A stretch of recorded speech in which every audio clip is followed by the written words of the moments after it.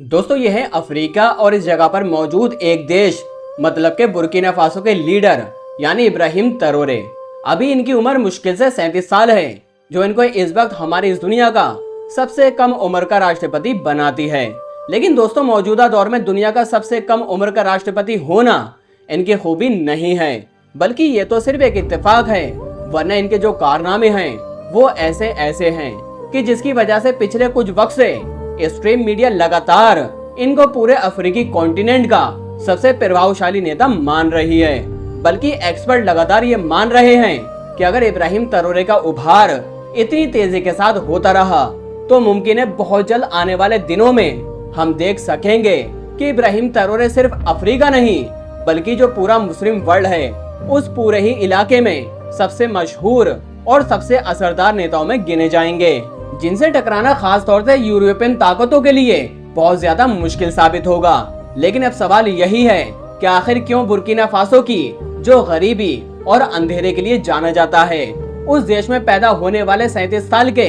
इस नेता में ऐसा भी क्या खास बात है कि इसको न सिर्फ अपने देश बल्कि मुस्लिम दुनिया के लोग भी इस उम्मीद से देख रहे हैं और एक्सपर्ट के द्वारा यूरोपियन ताकतों को अफ्रीका में सबसे बड़ा खतरा भी माना जा रहा है। और आखिर कैसे रशिया के साथ डील करने लगे इब्राहिम ट्रैओरे, आखिर कैसे अमेरिका और यूरोप को डर सता रहा है इब्राहिम ट्रैओरे का, आखिर कैसे बहुत जल्द मुस्लिम दुनिया का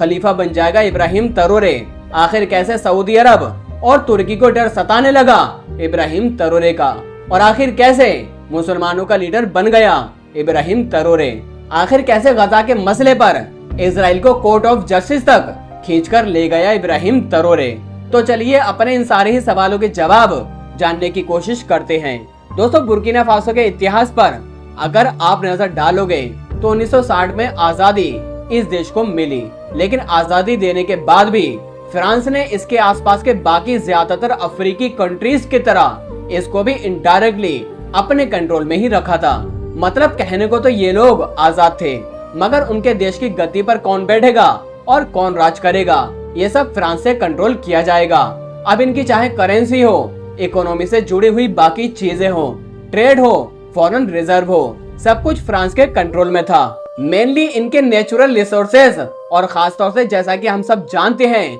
कि इलाका दुनिया में सोने का गढ़ माना जाता है, ये सब कुछ फ्रांस के कंट्रोल में था, क्योंकि सोना निकलता तो इनकी जमीन से ही था। लेकिन जाहिर सी बात है जो सोना निकालने के लिए या बाकी आगे का प्रोसेस करने के लिए जितनी भी फैसिलिटीज चाहिए होती हैं, जो माइनिंग वगैरह का पूरा प्रोसेस है वो सब कुछ फ्रांस के कंट्रोल में था। उसकी कंपनी इन सब चीजों को मैनेज किया करती थी, जिसकी वजह से सोना इन्हीं का होने के बावजूद भी इनका नहीं था। डिफेंस के मामले में भी फ्रांस पीछे नहीं रहा, बल्कि उसने बुर्किना फासो समेत आसपास के जितने भी अफ्रीकन कंट्रीज थी जिन पर उसका डायरेक्ट या इनडायरेक्ट कंट्रोल था, उनके साथ इस तरह के मुआहदे, इस तरह की अलग अलग एग्रीमेंट किए कि ये सारे देश न चाहते हुए भी फ्रांस के ऊपर डिपेंड हो गए। और उन एग्रीमेंट की वजह से अब कभी भी सिक्योरिटी को वजह बनाकर फ्रांस इन देशों के अंदर अपने फौजी भी भेज सकता था, जो जाहिर है उसने भेजे भी, और जिनमें से ज्यादातर कंट्रीज में तो आज भी हैं, और जो 1 या 2 सालों तक हुआ भी करती थी।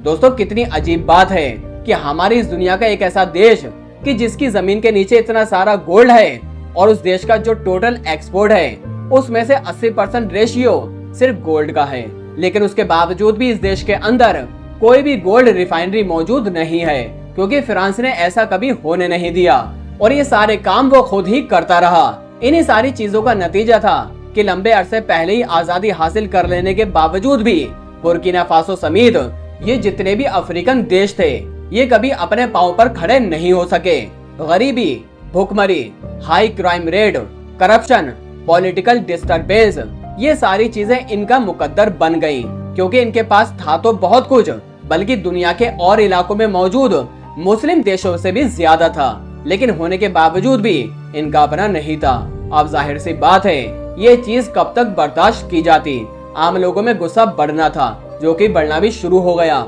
और माहौल 2010 के दौरान काफी खराब होने लगा था। हर तरफ पॉलिटिकल डिस्टर्बेंस नजर आने लगे थे और अलग अलग तरह के ग्रुप ने हथियार उठाने भी शुरू कर दिए थे। उसके बाद 2015 के इलेक्शन के जरिए क्रिश्चियन कबूरे को बुर्किना फासो का राष्ट्रपति चुन लिया गया, जिनको फ्रांस का भी सपोर्ट हासिल था। और जाहिर सी बात है, फ्रांस की बुर्किना फासो की आर्मी में मौजूद हुआ करती थी। मगर हर गुजरते वक्त के साथ बुर्किना फासो के हालात अब बुरे से बुरे होते चले गए और फिर आखिरकार जनवरी 2022 का वक्त आ गया कि जब बुर्किना फासो की मिलिट्री ने देश के इन बुरे हालात का हवाला देते हुए तख्ता पलट कर दिया और देश का कंट्रोल संभाल लिया एक आर्मी जनरल ने, जिनका नाम था पाउल हेनरी दमीबा। लेकिन दोस्तों, दमीबा के केस में भी बुरे हालात ये थे कि उन्होंने जितने भी वादे अपने देश के लोगों से किए थे, अब वो चाहे आम लोगों से किए थे या अपनी आर्मी से किए थे, वो उनको पूरा नहीं कर सके। खास तौर से वो अपनी आर्मी को ऐसे ऐसे एडवांस हथियार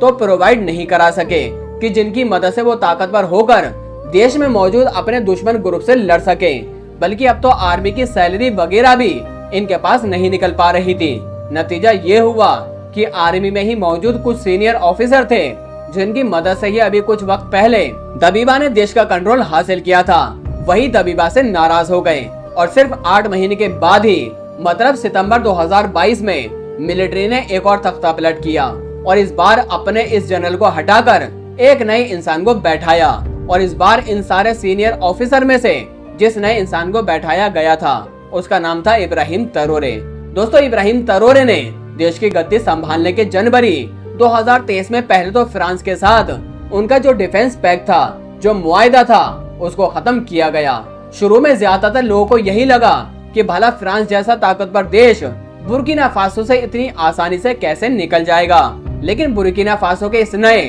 और बहुत कम उम्र के लीडर ने साथ में धमकी भी दे डाली और बाकायदा 1 महीने के अंदर अंदर फ्रांस की फौज को बुर्किना फासो को छोड़ना होगा। दूसरी तरफ फ्रांस ने भी जब इब्राहिम ट्रैओरे के इस तरह के तेवर देखे तो खामोशी के साथ बुर्किना फासो से अपनी फौज को निकाल लिया। यह इब्राहिम ट्रैओरे का पहला बोल्ड स्टेप था कि जिसमें इंटरनेशनल मीडिया, मुस्लिम वर्ल्ड और खासकर यूरोपियन मीडिया का ध्यान इब्राहिम ट्रैओरे की तरफ खींचा गया। और उसके कुछ वक्त के बाद ये रशिया भी पहुंचे और वहां भी तमाम अफ्रीकन लीडर के सामने उन्होंने फ्रांस का नाम लिए बिना ही वेस्टर्न वर्ल्ड का जो कॉलोनियल सिस्टम है उसको खूब टारगेट किया। पुतिन से मुलाकात करने के बाद अब रशिया भी इस बात पर राजी हुआ कि वो बुर्किना फासो की आर्मी की मदद करेगा। रशिया की तरफ से अपने बहुत सारे एक्सपर्ट को बुर्किना फासो भेजा गया ताकि वो इनकी आर्मी को एडवांस ट्रेनिंग दे सके। और साथ ही में ये वादा भी किया गया कि फ्यूचर में ये कॉर्पोरेशन बढ़ता जाएगा, मतलब रशिया हर तरह से बुर्किना फासो की आर्मी की मदद करता रहेगा। अपनी फौज को जल्द से जल्द अपने दुश्मन के मुकाबले में ताकतवर बनाने के लिए इब्राहिम ट्रैओरे ने जहां एक तरफ चाइना से आम व्हीकल का सौदा किया तो वहीं दूसरी तरफ तुर्की के मशहूर ड्रोन भी खरीदे गए, जो ड्रोन उन जंगों में वाकई बहुत मददगार साबित हुए। जो जंगे बुर्किना फासो की आर्मी अपने देश में मौजूद अपने दुश्मनों से लड़ रही है, इन्हीं जंगों और बुरे हालात की वजह से 21 लाख के करीब बेघर होने वाले लोगों में से बहुत जल्दी 3 लाख के करीब लोग इब्राहिम ट्रैओरे की वजह से वापस अपने घरों में पहुंचने में कामयाब रहे। अब जैसा कि हम शुरू से जान चुके हैं, बुर्किना फासो की जमीन में जो माल है उसमें हद से ज्यादा सोना है और इस तरह बुर्किना फासो कमाई भी नहीं कर पाता है। तो इसीलिए 2023 में इब्राहिम ट्रैओरे ने अपने देश की पहली रिफाइनरी की बुनियाद डाली, जो न सिर्फ फ्यूचर में बहुत जल्द बुर्किना फासो की इकोनॉमी को पूरे तरीके से बदल कर रख देगा, बल्कि बुर्किना फासो जैसे गरीब देश में बेशुमार रोजगार भी पैदा करेगी। दोस्तों, देश में मौजूद इब्राहिम ट्रैओरे की जो हुकूमत है वो दरअसल उन विदेशी कंपनी से उनके परमिट भी वापस ले रही है कि जो गोल्ड माइनिंग किया करती थी। बल्कि कुछ वक्त पहले ही गवर्नमेंट ने 2 गोल्ड माइन को नेशनलाइज भी किया है, जिनका मालिकाना हक यूके की कंपनी के पास था। मतलब हुकूमत कुदरत की तरफ से उसके देश को मिली हुई जो सबसे बड़ी नेमत है, यानी कि गोल्ड, उससे जुड़ी हुई हर चीज पर सही तरीके से क्रैकडाउन कर रही है ताकि उससे होने वाला हर फायदा सिर्फ देश को ही मिल सके और साथ ही देश के अंदर इसी की वजह से बेशुमार रोजगार के मौके भी पैदा हो सके। इब्राहिम ट्रैओरे ने अगस्त 2024 में उस वक्त दुनिया को काफी हैरान कर दिया था कि जब उन्होंने $32 मिलियन के करीब मिलने वाले उस कर्ज को ठुकरा दिया था कि जो IMF की तरफ से बुर्किना फासो को मिलने जा रहा था। अब इब्राहिम ट्रैओरे ने ऐसा क्यों किया था, ये ज्यादा एक्सप्लेन करने की जरूरत नहीं है, क्योंकि जाहिर सी बात है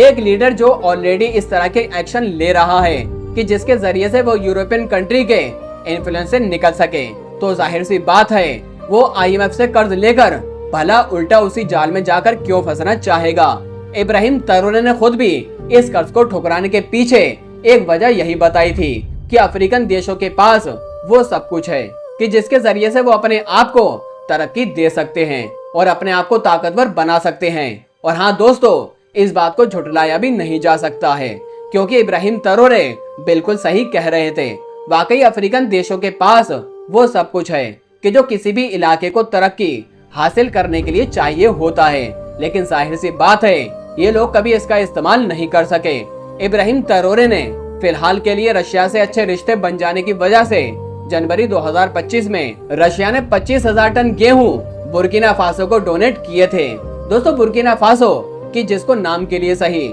लेकिन आजाद हुए लगभग 60 साल गुजर चुके थे, वहाँ पर आज भी 80% आबादी ऐसी है कि जिनको बिजली नहीं मिल पाती। 21% के करीब जिस आबादी को बिजली मिल पाती है 24 घंटे या फिर 20 घंटे नहीं बल्कि बहुत कम वक्त के लिए मिलती है। इसीलिए इब्राहिम ट्रैओरे ने चाइना की मदद से लगभग 25 मेगावाट का एक बड़ा सोलर प्लांट इंस्टॉल करवा रहे हैं ताकि शॉर्ट टर्म के लिए इस मुसीबत से निपटा जा सके, जबकि लॉन्ग टर्म के लिए इस मामले में उनकी रशिया मदद कर रहा है। क्योंकि 2023 के रशिया अफ्रीका समिट में इब्राहिम ट्रैओरे ने रशिया से इस मुसीबत से निपटने के लिए अपने देश के अंदर एक न्यूक्लियर पावर प्लांट लगाने में मदद मांगी थी, जिस पर रशिया की तरफ से भी ग्रीन सिग्नल मिल चुका है और बाद में उनके बीच अब एक मुआहदा भी हो चुका है। तो दोस्तों, आप लोगों को कैसा लगा एक गरीब मुस्लिम दुनिया से उठने वाले मुस्लिम लीडर इब्राहिम ट्रैओरे के बारे में क्या कहना है? कमेंट करके हमें जरूर बताएं।